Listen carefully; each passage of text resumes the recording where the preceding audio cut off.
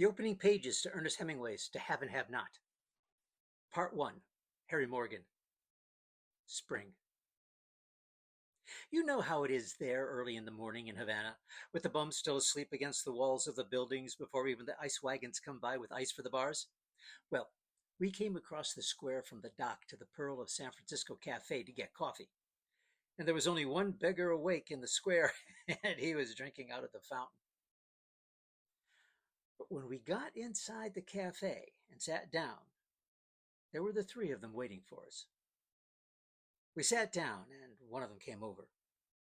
"Well," he said. "I can't do it," I told him. "I'd like to do it as a favor, but I told you last night I couldn't." "You can name your own price." "It isn't that. I can't do it, that's all." The two others had come over, and they stood there looking sad. They were nice-looking fellows, all right, and I would have liked to have done them the favor. "1,000 apiece," said the one who spoke good English. "Don't make me feel bad," I told him. "I tell you true, I can't do it. Afterwards, when things are changed, it would mean a good deal to you." "I know that. I'm all for you, but I can't do it." "Why not?" "I make my living with the boat. If I lose her, I lose my living." "Well, with the money you buy another boat." "Ha ha, not in jail." They must have thought I just needed to be argued into it, because the one kept on. "You would have $3,000, and it could mean a great deal to you later. All this will not last, you know." "Listen," I said, "I don't care who the president is here, but I don't carry anything to the States that can talk." "Do you mean we would talk?" one of them who hadn't spoke said. He was angry. "I said anything that can talk." "Do you think we are lenguas largas?" No." "You know what a lengua larga is?" "Yes, one with a long tongue." "Do you know what we do with them?" "Don't be tough with me," I said. "You propositioned me. I didn't offer you anything." "Shut up, Pancho," the one who had done the talking before said to the angry one. "He said we would talk," Pancho said. "Listen," I said, "I told you I didn't carry anything that can talk. Sacked liquor can't talk. Demijohns can't talk. There are other things that can't talk. Men can talk." "Oh, can Chinamen talk?" Pancho said. Pretty nasty. "Well, they can talk, but I can't understand them," I told him. "So, you won't." "Just like I told you last night. I can't." "But you won't talk," Pancho said. The one thing that he hadn't understood right made him nasty. I guess it was disappointment, too. I didn't even answer him. "You're not a lengua larga, are you?" he asked, still nasty. "I don't think so." "What is that, a threat?"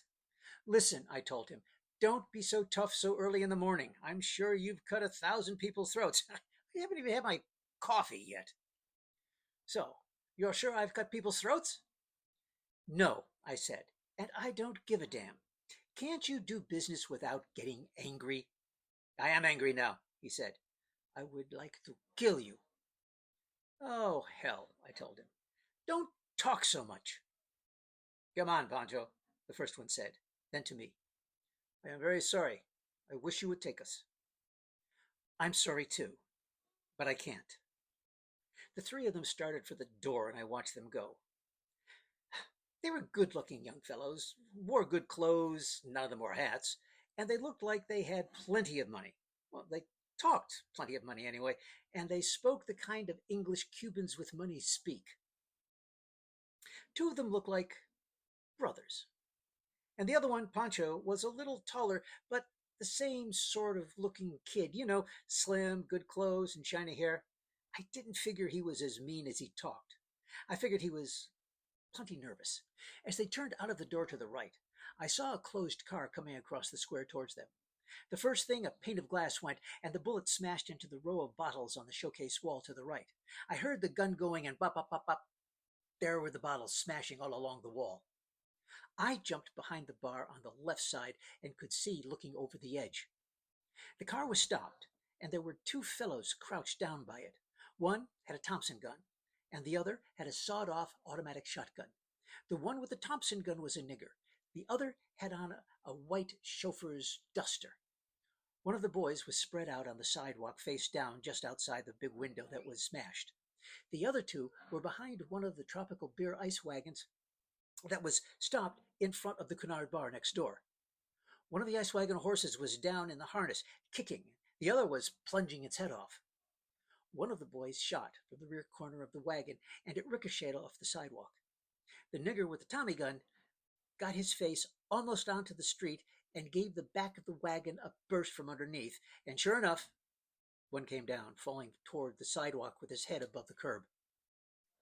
He flopped there, putting his hands over his head, and the chauffeur shot at him with the shotgun while the nigger put in a fresh pan. But it was a long shot. You could see the buckshot marks all over the sidewalk like silver splatters.